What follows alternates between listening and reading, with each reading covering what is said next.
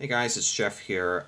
For this week's installment of my autism video series today, I wanted to talk to you guys about something that a lot of people with autism uh, tend to struggle with, and that is being flexible.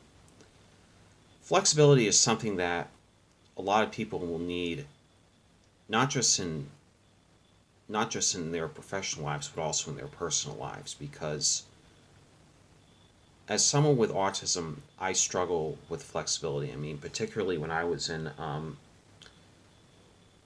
back when I was in school, I would always have the routine of, you know, getting up at a certain time and going to, certain places and all that. But it just, actually, this was some of the things I talked about in my routines video last week. But this week I wanted to talk to you about the importance of being flexible. Being flexible is something that is not easy, but it's sometimes required. And this is especially true in the workplace.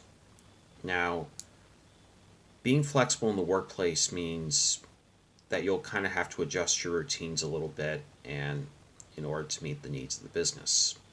Or if you're struggling with, or someone with, or from a neurotypical perspective, if you're bringing someone with a disability, you kind of have to be flexible to meet their needs. And a good example is part of my job as a porter is to do the cardboard. And sometimes we would have to make a bail. And ever since my accident back on December 16th, I've made it very clear that, well, my bosses made it very clear that the cardboard compactor should be a two-person job when it comes time to make the bail. And when I asked someone to help me from dairy, when I asked someone from dairy to help me out, he goes, "Oh, you're an expert now." Just because I'm an expert at cardboard doesn't mean I can do it perfectly, and some of my colleagues were being inflexible with me. And and uh, and and being inflexible is not going to get you anywhere. It's only going to make you feel like an idiot. And I actually left feeling pretty angry that someone would say that to me. And if you're going to be, and being flexible is not bad. It's really not. You may not like it, but sometimes you got to do it.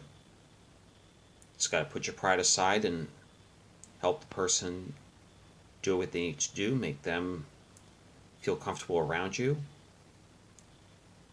And especially, a lot of people with autism are looked down upon because the person who's neurotypical is not being flexible around them. If people with autism are willing to be flexible for neurotypicals, then neurotypicals should be flexible around people with autism. This is especially true whether it's in the workplace or, being around, family gatherings. It's really not that bad. You just got to give yourself a good amount of effort to be flexible. And this is so true. This is very, very true in our society, in our culture, because not everything is going to be the same.